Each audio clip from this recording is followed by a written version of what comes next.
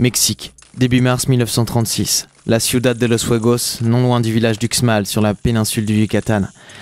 Nous avions enfin trouvé, le professeur avait enfin trouvé l'Atlantide. Vite! Il nous faut partir! Vite! Mais professeur, déjà, vous ne voulez pas fouiller la cité aztèque? Peut-être une autre fois, Diego. Je vous remercie sincèrement de votre aide, mais le temps presse.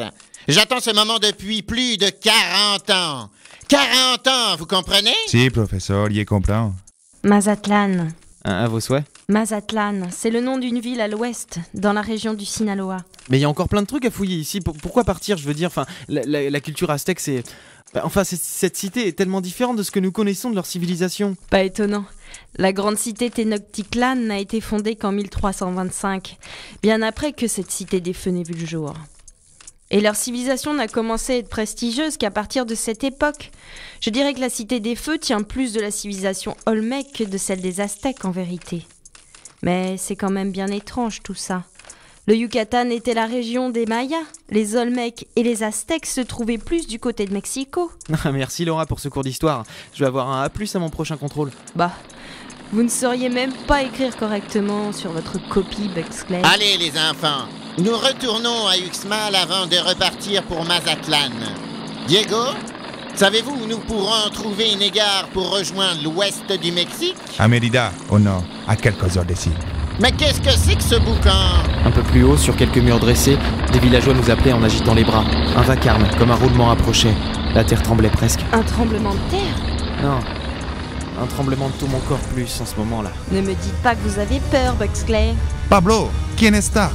Pablo était lui aussi perché sur un mur. Un camion de moto, des tanks, une armée tout entière, señor, des militaires. La baronne von Schmoll. Elle ne veut décidément pas nous lâcher, celle-là. Oh, quelle jalousie toute féminine, ma chère Laura. 10 villageois tombèrent sous les balles comme 2 pantins désarticulés venant fleurir une des tranchées. Et tous se dispersèrent, affolés. J'ai pris Laura par la main. Venez! Mais où? Et le professeur? Le professeur avait disparu dans une autre rue. Il se débrouillera bien, faites-lui confiance! Et nous courions aussi vite que nous le pouvions parmi les rues délabrées de l'ancienne cité des feux, s'éloignant du massacre que perpétraient sans vergogne les soldats nazis.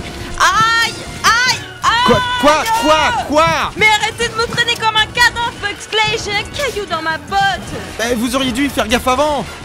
Mais où allons-nous? Aucune idée, je suis totalement perdu dans ce dédale. Buxley, il faut à tout prix retrouver le professeur. Ouais, j'y pense.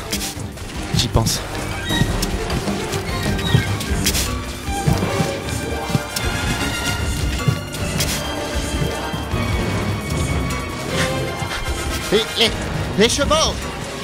Arrivez aux chevaux, vite! Mais où sont donc Laura et Monsieur Buxley? Oh mon Dieu, ça tire dans tous les sens! Vite! Par cette rue-là! Professeur qui? Quel plaisir! Baronne von Schmoll! Arrêtez ces dames, général!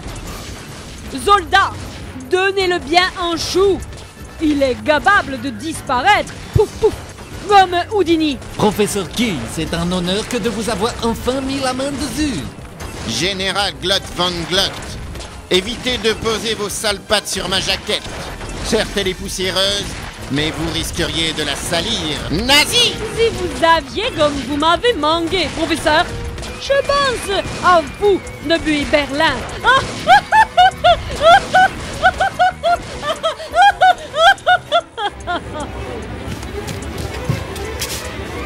Nous courions comme des dératés. Les coups de feu s'étaient subitement tus. Nous arrivâmes à un carrefour. J'ai trébuché. Ça fait mal, putain, ça fait mal! Je me suis relevé difficilement. Je n'avais pas trébuché sur une pierre. Buxley, c'est Diego. Il était là, allongé sur le sol, comme endormi. Un fin filet de sang au coin de la bouche paisible. Diego. Trouvons le professeur et filons d'ici. J'allais le dire. Nein. Oh, vous avez vu comme je parle bien allemand maintenant? Je sais aussi dire was ist das? Wilde se tenait là, au bout d'une des rues. De soldats allemands à ses côtés, et dans leurs bras, des mitraillettes prêtes à nous saluer. Hakim.